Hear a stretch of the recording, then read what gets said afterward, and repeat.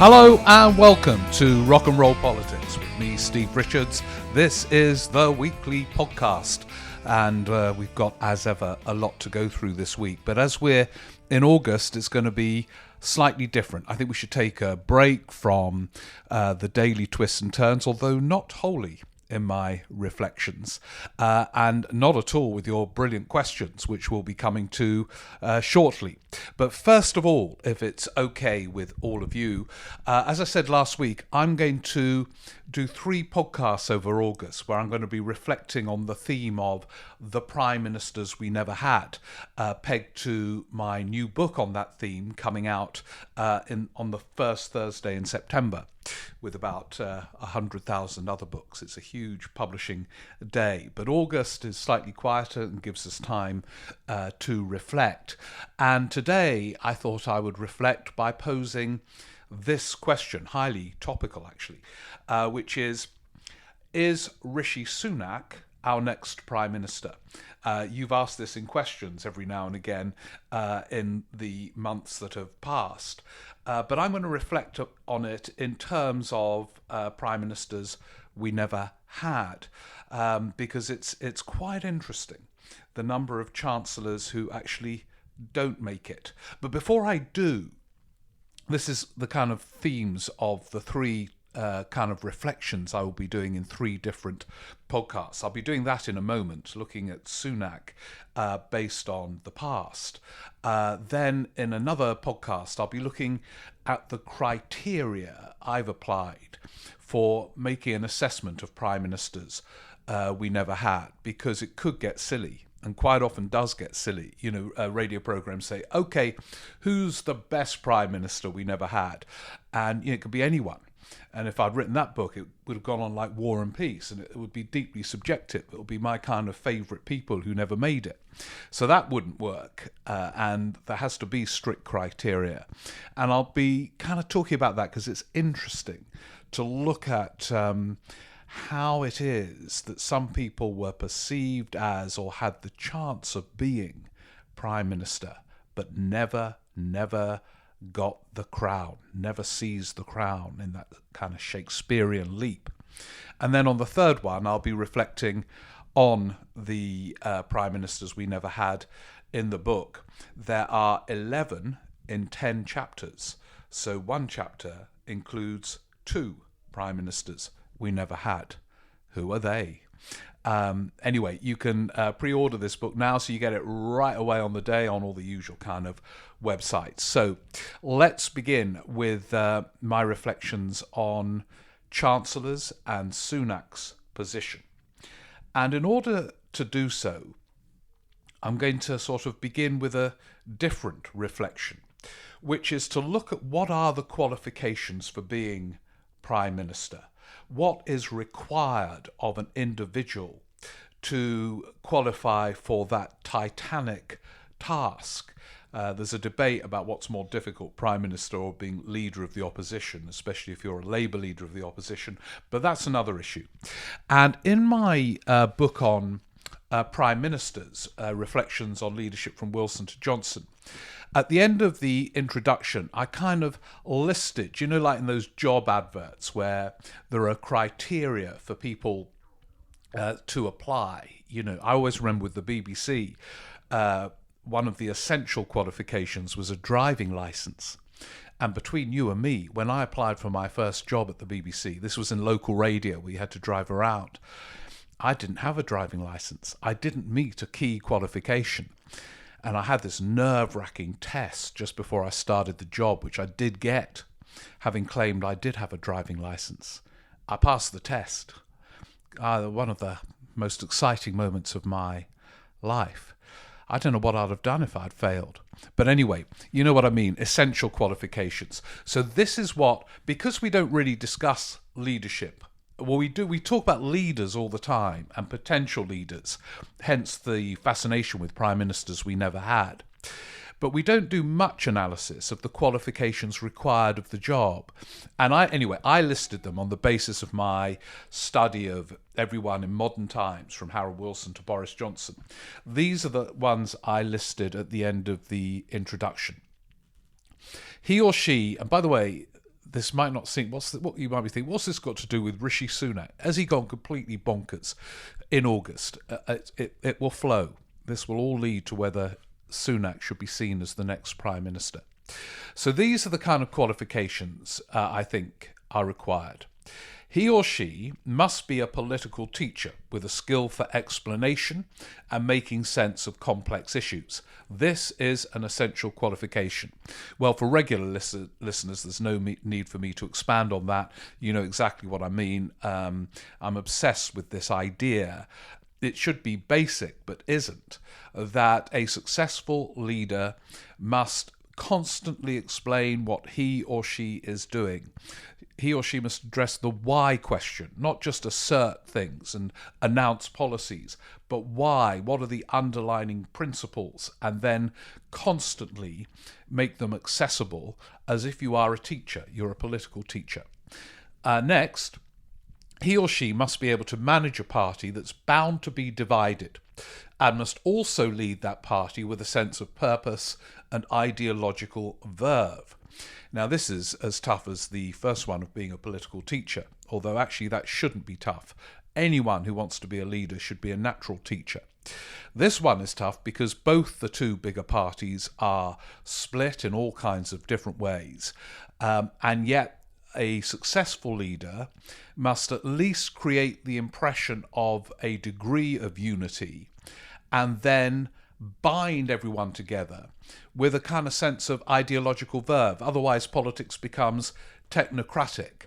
I've never liked that Tony Blair phrase, what works is what matters, because what works should be the subject of heated ideological debate.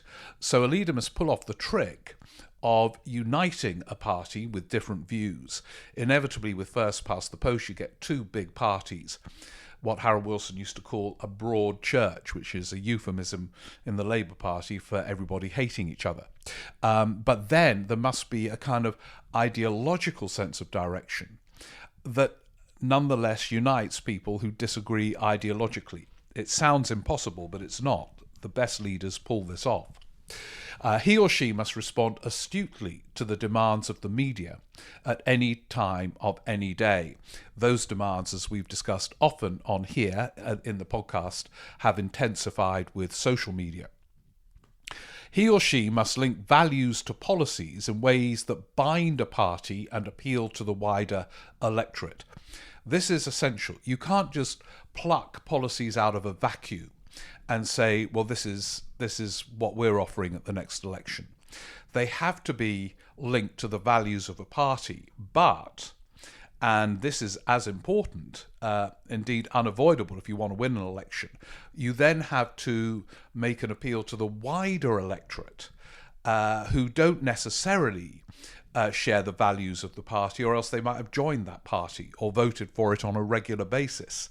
So that is a sequence which is very challenging for a leader and yet essential. He or she must show a deep understanding of the wider currents of domestic and foreign policy and a developed sense of political history. Without a sense of that past and a sense of what Jim Callaghan once described as sea changes in British politics, a leader will be lost, unable to fully make sense of what is happening. Events don't just kind of erupt. A.J.P. Taylor once said mischievously, history is one damn thing after another. I don't think he meant it, because it's much more complex than that, and there are always deeper forces at work, and a leader has to have a sense of them. He or she must read the political rhythms in order to assess correctly the space available to act as Prime Minister. At any given time, a Prime Minister could have tiny amounts of political space, and they must use that space as productively as they possibly can. At other times, they will have quite a lot of space to be daring and radical, and they need to make the most of those opportunities, but they can't unless they can read the political stage very, very precisely, and then they can work out how much room they've got. Those are all essential. Then I put highly desirable experience of government before seeking to lead one. And then I add, voters are expected to take into account the constraints on a Prime Minister when making an appointment, but probably won't do so. Yeah, there's no doubt about it. The voters are the toughest employers in the world because their default position, except bizarrely with Boris Johnson, is disillusionment, although that might come with him, almost definitely will. And therefore, boy, do you have to work out a way of retaining a kind of relationship with the electorate, so that default position of mistrust, disillusionment does not develop speedily and permanently, in which case you, the Prime Minister or potential Prime Minister, is doomed. Now, the interesting thing about that range of qualifications, and they are really demanding, is that none of those who became Prime Minister met them all. For example, to take the great election winners of recent times, Wilson, Thatcher and Blair, they were all in their very different ways political teachers. Thatcher was very good in her early days of reading the political stage and how much room she had to make her moves. She was fairly cautious at first. She, in her shadow cabinets up until the 79 election, had around her people, with the exception of her Chancellor, Geoffrey Howe, we're coming on to Chancellors, you see, or Shadow Chancellor in the build-up to 79, were on the whole in a wholly different ideological place to her. But she didn't feel strong enough at first to remove them. Ian Gilmore, James Pryor, people like that were way to the left of her on economic policy and on other matters. But she kept them in senior positions because she didn't feel she was strong enough to make a move and take them on. She didn't, in inverted commas, take on her party in opposition because she sensed that would be counterproductive. She wasn't in a strong enough position to do so. I've argued that Keir Starmer would be making a big mistake if he chooses as his defining theme in the coming months taking on his party, although he will get a lot of advice in the media to do that and make that his defining theme. Thatcher didn't, even though she was in a different position to a significant section of her party. But then, in 81, when the SDP was formed, so there was a kind of formal schism within the Labour Party, she sensed she had a lot more space. And that's when she dumped the likes of Ian Gilmore, moved James Pryor to Northern Ireland, brought in Norman Tebbit. She was a very sharp reader of the space available. Wilson was too, and he knew that most of the time, actually not wholly. In 1966, he won a landslide election, didn't really make the most of that. But that was largely to do with the fact that they suffered the confidence-sapping trauma of devaluation, having to devalue the pound in 1967. And so he never really recovered again, actually. But in that more constrained space he then had, and certainly after the 74 elections, Wilson knew that he had to act with wily, exhausting guile to keep the whole show on the road, because he had so much limited room to breathe, frankly, politically. Others, I mean, it's quite interesting that some of those who weren't election winners and were quite short-serving prime ministers did have a sense of history, which I argue is an essential qualification. Gordon Brown and Edward Heath had a kind of deep sense of the past and context and were immersed in kind of policy detail. But they weren't the election winners. Perhaps winning an election requires different skills sometimes than to being a prime minister implementing policies of great complexity, such as Heath getting Britain into the common market as it then was, and Gordon Brown responding to the 2008 crash. Anyway, the key thing is that none of those modern prime ministers had all the qualifications to be a prime minister. You would have to be superhuman, frankly, to have all those qualifications, and yet I argue they are all essential. Which is why, of course, prime ministers are miserable most of the time, because they aren't superhuman and find that they're up against a wave of challenges which they aren't wholly equipped to meet. So why did that lot get the crown when others don't? What were the factors that ensured that they seized the crown at the key moment?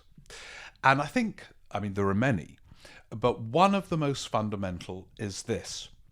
When the vacancy arose, and by the way, this is quite significant, vacancies do not arise very often for the top of a party, let alone the top of a government. For all the speculation in British politics about whether X is going to succeed Y as Prime Minister, or leader of their party, or both, of course, vacancies hardly ever come up. Bear that in mind as we reflect over the coming weeks about prime ministers we never had. But one of the common factors that explain how all that group, from Harold Wilson to Boris Johnson, acquired the crown is this. At the moment when the vacancy arose and they seized their opportunity, they were close to being at one with the mood of their party at the time. So just to go through them briefly, because I think this is important and underestimated when the media and indeed party colleagues reflect on who will be the next Prime Minister. Always pose the question, because we're a party-based system, not a presidential one. Are they at one with the broad mood of their party?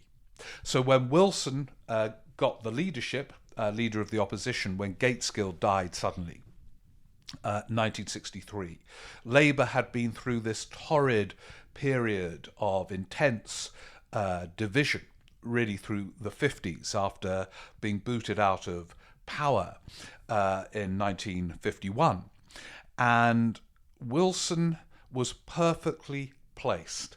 The Labour Party knew an election would be coming up pretty soon, and they needed someone who could unify the party, but who was seen as being broadly on the left. And Wilson, who had resigned with Aneurin Bevan over the introduction of prescription charges in that last Labour government of the early 50s, was perfectly placed. He had support on the left, that so-called Bevanite wing, but was seen by the so-called right of the party as someone who wasn't remotely ideologically on the left. And he therefore became the sort of binding force candidate at a point where Labour ached to win an election.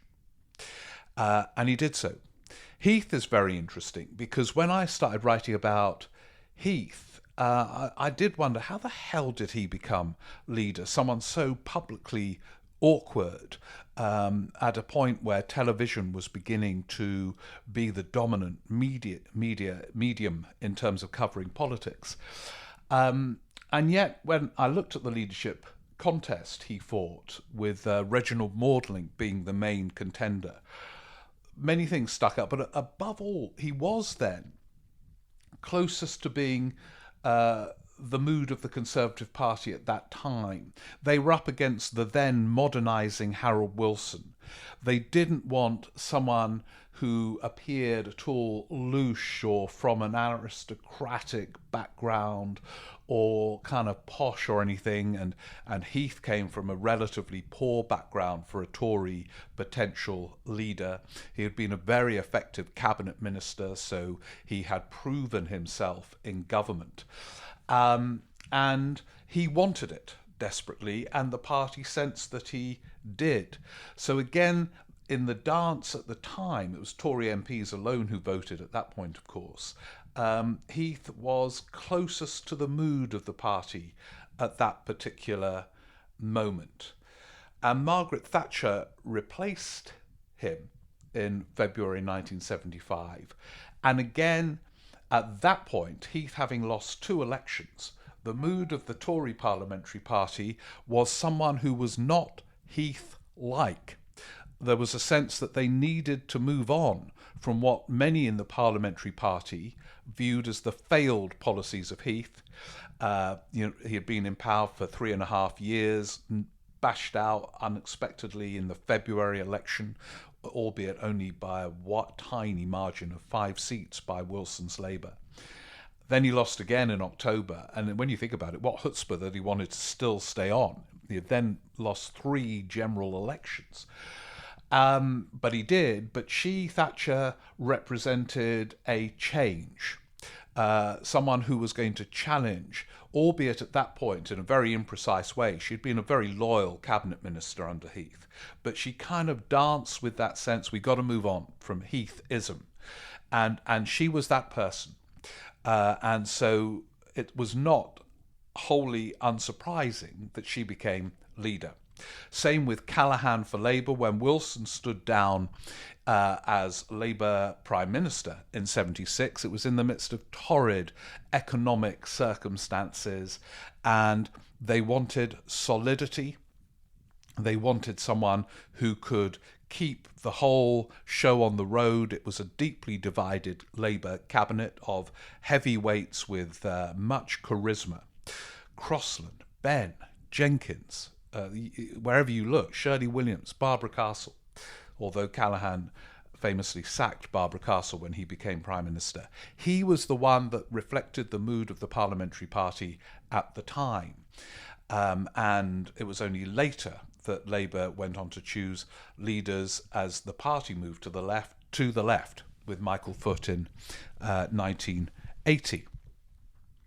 By 1990, the Tories wanted a different kind of Prime Minister to Margaret Thatcher, and they chose someone in personality and indeed in politics, although they didn't quite realise that at the time, was very different to Margaret Thatcher. That was John Major. As Neil Kinnock reflected later, voters felt there had been a change of government with Major. He was a more emollient character, and as it turned out, to some extent to the left of her in economic policy making. So again, there was a dance with the mood of the party at the time, again, just the parliamentary party. And so it goes on. Blair in 1994, Labour 8 to win, having lost 3 elections by, no, what am I talking about? 3, 4, 79, 83, 87 and 92. 4 elections in a row. They 8 to win. And he was a winner. And was perceived as a winner. And you could feel it during the leadership campaign in 94. And so even though, as it turned out towards the end, there were big differences between party and Blair, which is why in reaction to it, ultimately, the party moved towards Corbyn. At that point, they wanted Blair by a huge margin. So that is the common theme of prime ministers who get it. They don't have all the qualifications required because, as I say, you would have to come from some divine force to acquire all the qualifications. But they were at one with their party at the junction of a leadership contest, or close to being so. And that brings me to chancellors, because what is quite striking is that although a lot of chancellors are seen as a likely next prime minister, quite a few of them don't make it.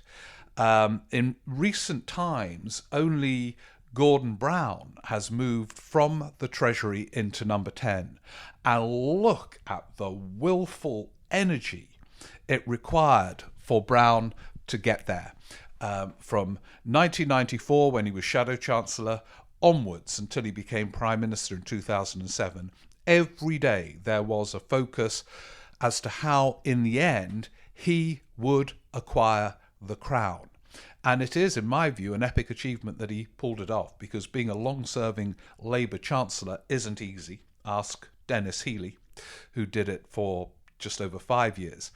And yet he managed to acquire it. But it's quite unusual. John Major was fleetingly Chancellor, but before he was really fully tested in that role. John Major was sort of Foreign Secretary and Chancellor for about 10 minutes each. And therefore you haven't really defined yourself in that role. But quite often you find yourself as Chancellor having to do things which are unpopular or are seen to be to have failed. So Callaghan did become Prime Minister, but he didn't move into number 10 from number 11. Far from it. He became Prime Minister when he was Foreign Secretary. He had been Foreign Secretary from February 74 after that election, became Prime Minister in 1976. But of course, famously as Chancellor, I've mentioned it already, he was in charge when that Labour government in the 60s was forced to devalue. And he got, in effect, a demotion to the Home Office when he was Home Secretary for the rest of that Labour government. And Roy Jenkins became Chancellor, was perceived to have been a very successful Chancellor, but note, did not become Prime Minister. And so it quite often is. I mean, Nigel Lawson, I don't think really wanted to be Prime Minister. Geoffrey Howe actually did for a bit. I mean, he used to get quite worked up, although he had a kind of gentle temperament, extremely nice person, in spite of a sort of raging ideological commitment to monetarism in the early 80s. He used to get quite worked up that Thatcher was getting all the credit for what was seen widely as an economic success story. Highly contentiously, by the way, but that's a different issue.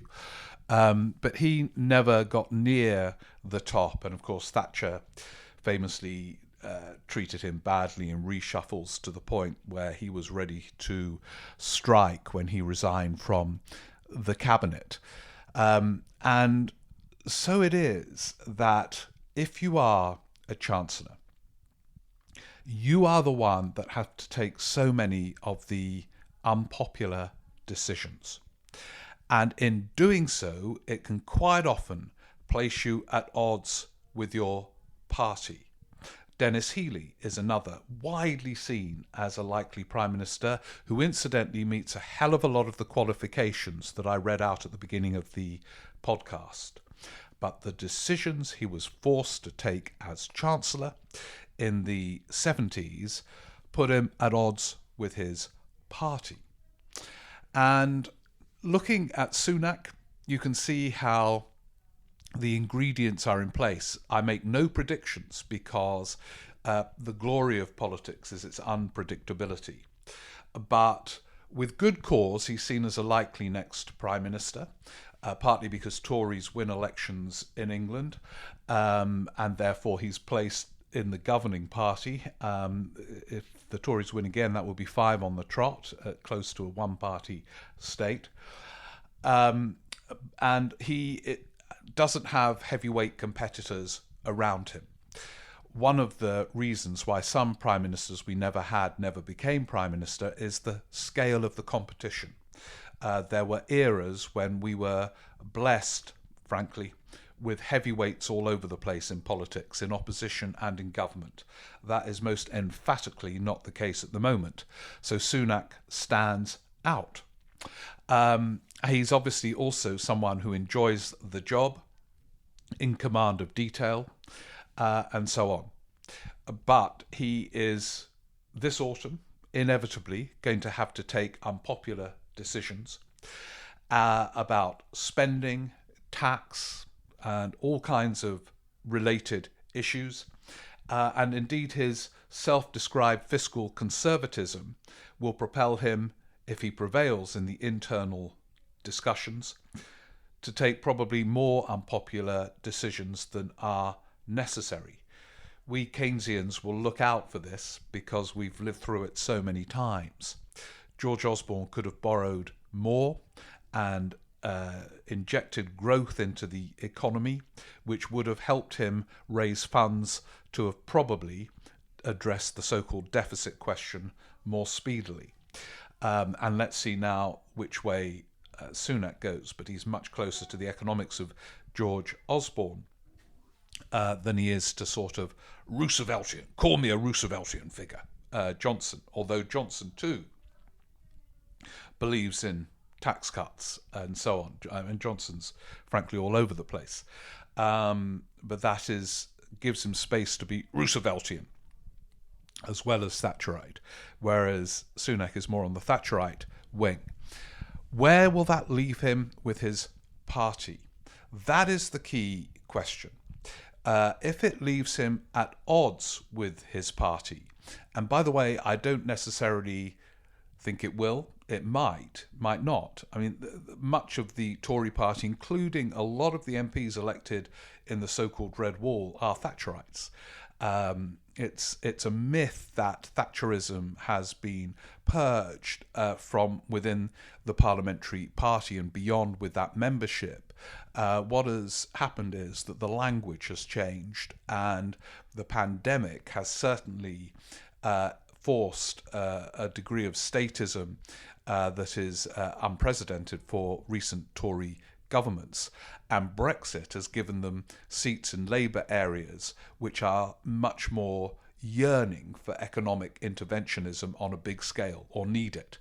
So it's a fascinating kind of junction where those brought up on Thatcherism face, for different reasons, demands for Keynesianism, frankly, or as Johnson has put it, Roosevelt-style public spending.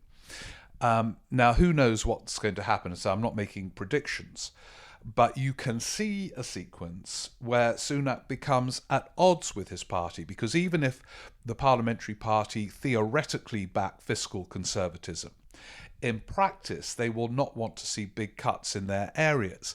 And even, I noticed Steve Baker, an MP for a Buckinghamshire constituency, one of life's great rebels, Brexit, COVID, and all the rest of it, warning about cuts in universal credit and other things for some in his constituency. Yet he would be probably seen as a fiscal conservative. So even those who theoretically share Sunak's instincts will not always dance with joy at the policies that arise from it. And if, when there's a vacancy, he finds himself at odds with his party, he won't win the leadership. He won't acquire the crown, as other chancellors have discovered. Not all of them, but quite a few. Say it's quite unusual for long-serving chancellors who've defined themselves by being in the Treasury and what they've done to move directly into number 10. And when Gordon Brown did it, blimey, God, did it take effort and energy and willpower and ruthlessness and kind of a certain brutality. Anyway, there were kind of hints there at a couple of the prime ministers we never had.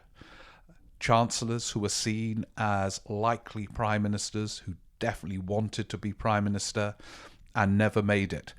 That'll be for another time. And as I say, you can get hold of the book pre-order, and then you'll get it when it comes out early next month. Thank you for listening to that. The next one of my reflections will be, what are the criteria for prime ministers we never had? And will Sunak be in that one? Who knows? I'm not going to talk about Sunak again, by the way. Well, I doubt it. Depends what's happening during the next talk.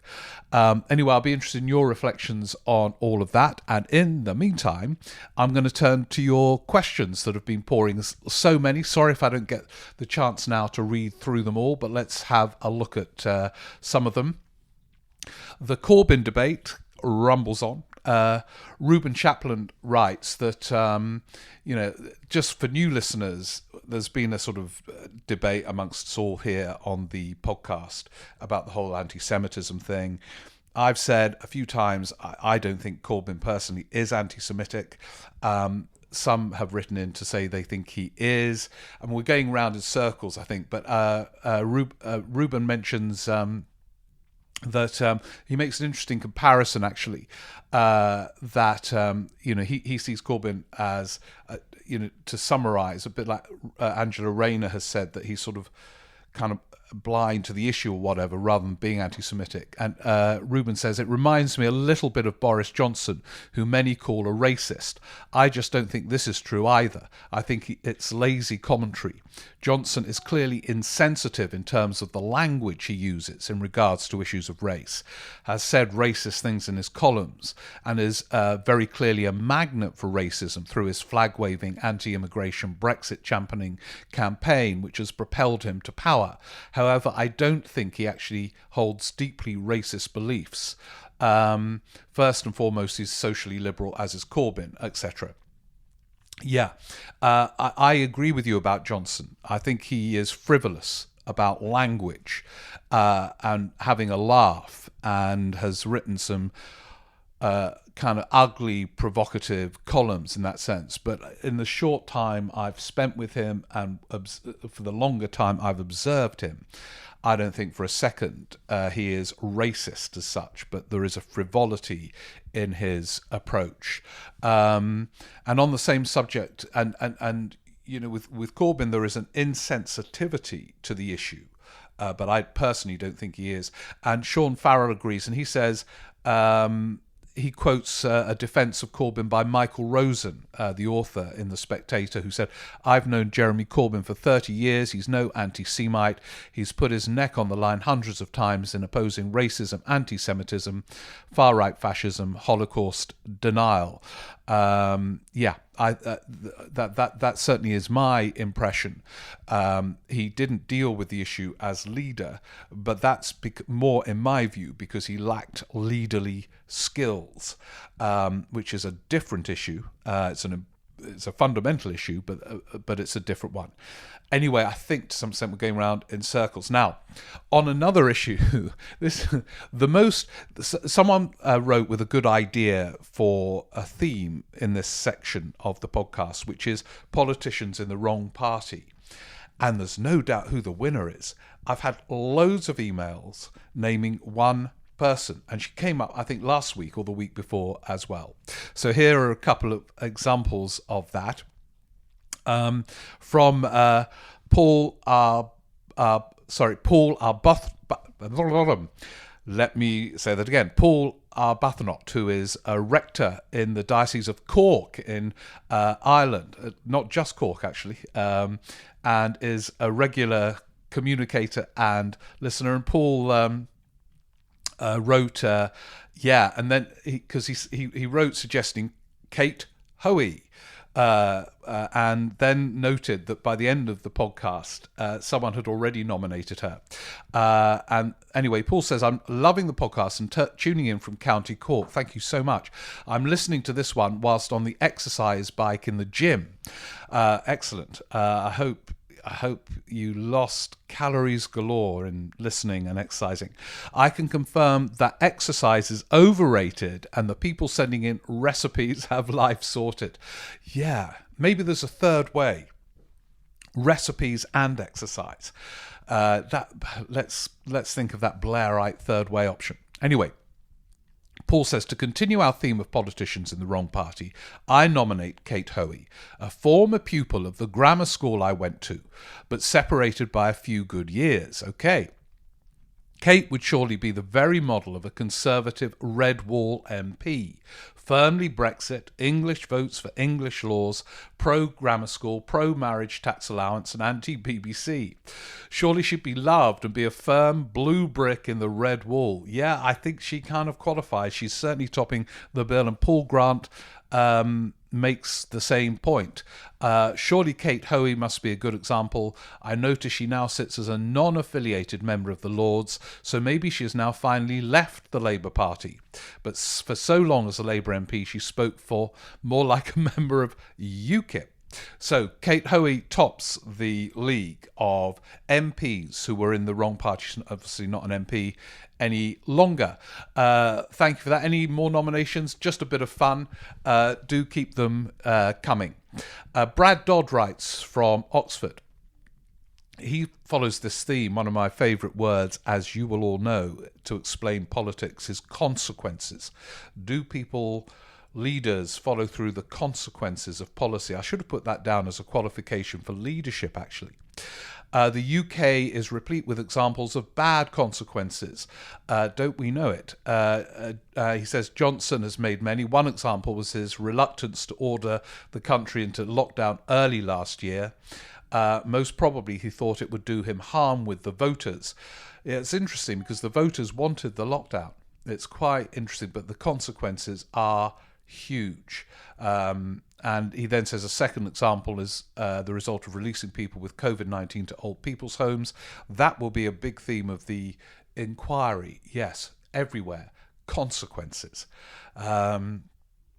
So thank you for that, Brad. Yeah, follow the consequences because leaders often don't.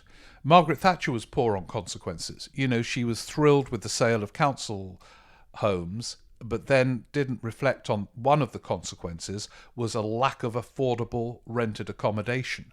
And that has continued to be a problem ever since. Venetia Keynes says she's got a theory as to why PMs these days aren't chosen for their leadership qualities. To follow a theme of this podcast, she thinks it's down to one member, one vote. Would you agree that it's since then that the change has come in, that since MPs stopped alone electing leaders, the leaders have declined in quality? I'm not sure I wholly agree with that. I think there is a strong case that MPs are best qualified to be the electorate for leading a party. But I've looked at this. In quite a few cases, since one member, one vote was introduced, the same leader would have been elected. Now, I know there's exceptions to that if it was MPs, David Miliband would have been elected, not Ed Miliband. But even so, in quite a few cases, I mean, Tony Blair was elected with one member, one vote, for example. So, yeah, obviously not Jeremy Corbyn with Labour MPs. That would not have been the outcome. But, yeah, I'm not sure whether you could, certainly now it's been established as a principle that party members should have a vote. You can change it. See, even with Boris Johnson, he was ahead amongst Tory MPs. That was largely down to the fact that they decided he was going to win, though. And once you decide that, you join the winning team. Matthew Daly writes about Rishi as a theme of this podcast. At first glance, one would think Rishi, leveraging his ability as a communicator, wider reputation for generosity because of furlough, while giving catnip to the party because of furlough, to the party membership through his Thatcherite credentials, will be a winning formula. Right, okay. But, Matthew says, when Boris goes, it's likely to be in a storm. Detail catching up with him and people, those consequences again, and people wanting a change. With an inquiry into COVID and autumn 2019, surely the Conservatives will look elsewhere. Who knows where, but it won't be Rishi. Okay, interesting. Yeah, the inquiry, Eat Out to Help Out, Rishi up for it all opening up last autumn. And you're right, if Johnson falls, it will be in a storm. Will they choose a person central to that storm? Good points. Matthew says, at the moment just completed a marathon week or so, silaging. I thought he was going to be running a marathon, but of course I remember with Matthew, he's got a farm. This week is a welcome break from it before starting again next week for another few long days in the tractor, listening to your pod. Oh, well, good luck in the tractor, Matthew. Hope it's productive. Do focus above all on the podcast. The farm comes second, but thank you very much for emailing. Al Neil from Reading. You stated that a change to the Westminster voting system would need a referendum. I don't see why. If the changes are stated in an election manifesto, that's enough authority to just go ahead and do it. As you pointed out, most people aren't interested in this sort of thing. Yeah, certainly a referendum. On the basis of the last one we had on that AV system, the turnout would not be high. It was in my area, crazily high. You had to queue to get in, but I come from a completely unrepresentative part of the world. I think these big constitutional changes would probably need a referendum, to be honest. But you're right, I wouldn't hold another referendum ever.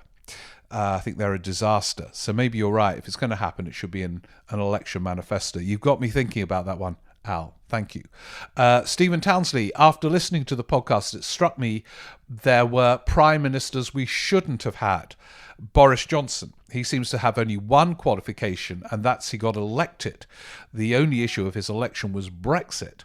Apart from that, he appears to be supremely unqualified. Yeah, he doesn't meet many of the qualifications. That is definitely the case. Even if you're a supporter, doesn't meet the what I list as those qualifications for leadership. Although winning is a pretty important one, Stephen, he's done that.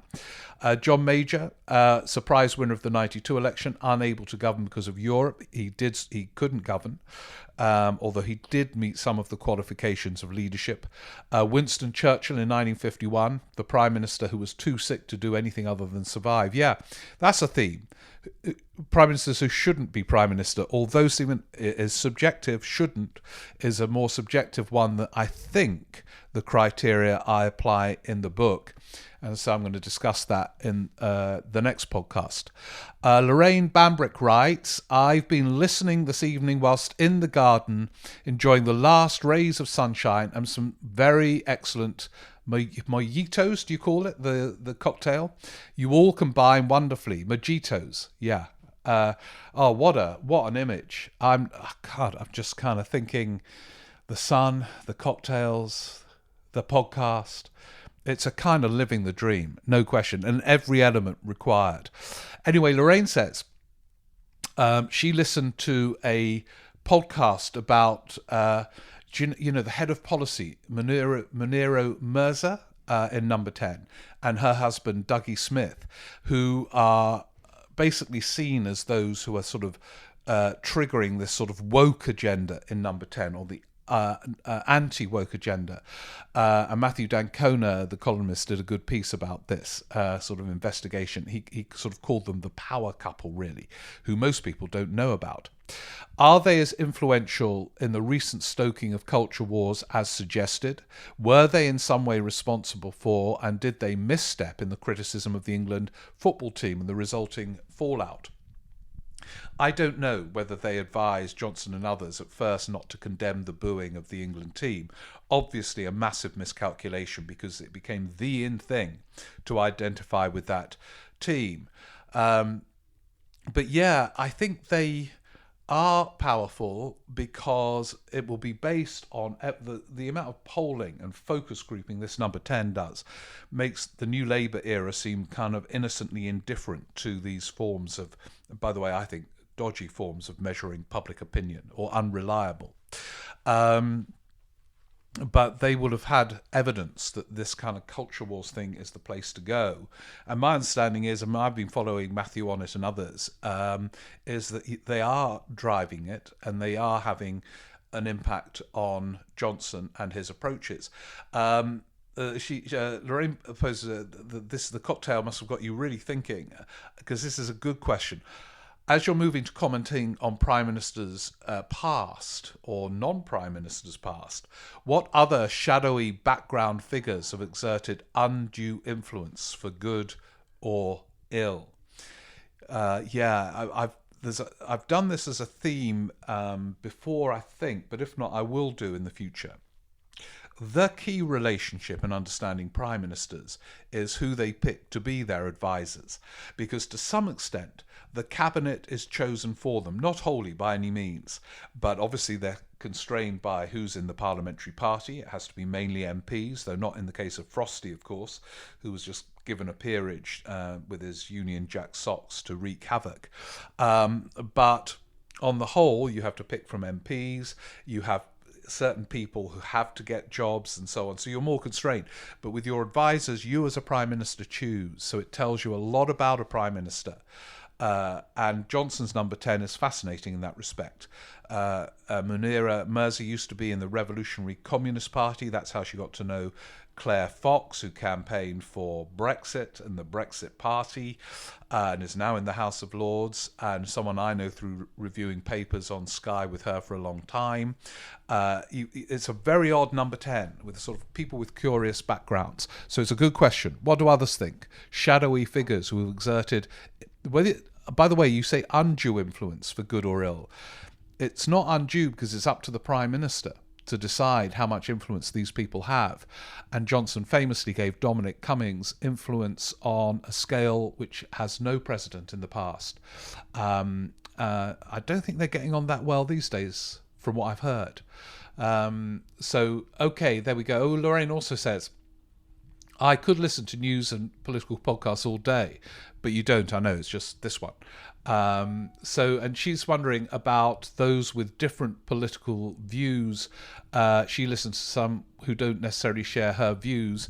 Do we, us lot, on this podcast? Well, I hope this podcast has people of many different views. I kind of, the whole joy of politics is to engage with a range of people with different views. It's a frustration of politics as well, because there's no doubt in the British media some voices have greater say than others, but I kind of find the engagement fascinating. It's what it's all about, isn't it, really? When you think about it, it's all about kind of ideas and debates. It's, as I said earlier, if it becomes technocratic, it's not political anymore. Thank you, Lorraine. Enjoy those cocktails listening to this podcast, Lorraine. No others, just this one. And if you find after another cocktail you want another podcast, just listen to a previous one of these. Anyway, thank you very much for emailing. Chris Park writes, most economists now point to countries such as Denmark and agree that strong state services produce a more productive and dynamic economy. Promoting the role of the state and criticising austerity should be fertile ground for Labour. As you say, this was a theme of my or our podcast last week. As you say, the Tory party is torn on this issue, and Labour can point out the cost of austerity on elements of the welfare state that the middle classes value: policing, the courts, education, social care and the NHS. Yeah, there's a way of forming a broad coalition of support for kind of Keynesian economics, to kind of summarise it. Anyway, so I'll write in with a question on this, but as I say, I just wanted to respond to your thoughts. Fair enough. Thank you. I'll await the question. But yeah, I agree, there is a way of framing arguments. I should have put an essential quality of leadership implicit in the list I read out at the beginning of the podcast. Framing arguments. So yeah, thank you very much for that. I think, blimey, yeah, we've done over 50 minutes. You will all be exhausted making bread, cycling in the gym, running many miles in the time we've had together. So I think I'll stop now if that's okay. Sorry if I haven't read out your email. Do keep them coming in. Do you know the email address? I'm reading it out in a kind of 52 minutes in or something if you're out running and want to get the email address. If you haven't got it, but you should have, it's what is it? I can't find the email. Hold on a second. Here it is. What's my email address for this podcast? It's steverick14 at icloud.com, and Steve Rick is STEVERIC 14 at icloud.com. So there we go. Back for more reflections with another theme about prime ministers we never had in advance of the book coming out, so you could pre-order it, and that would be great. And yeah, well, enjoy your week and do subscribe, because over August they might not be coming out at exactly the same time. Keep looking, but the best thing to do is subscribe. If you could leave a review, that would be great, because that means more people get access to our times together. And we'll join in the kind of bread making, recipe making, bike riding, politics wonderworld that we are all part of. Anyway, thank you very much. Have a great week. See you soon. Bye.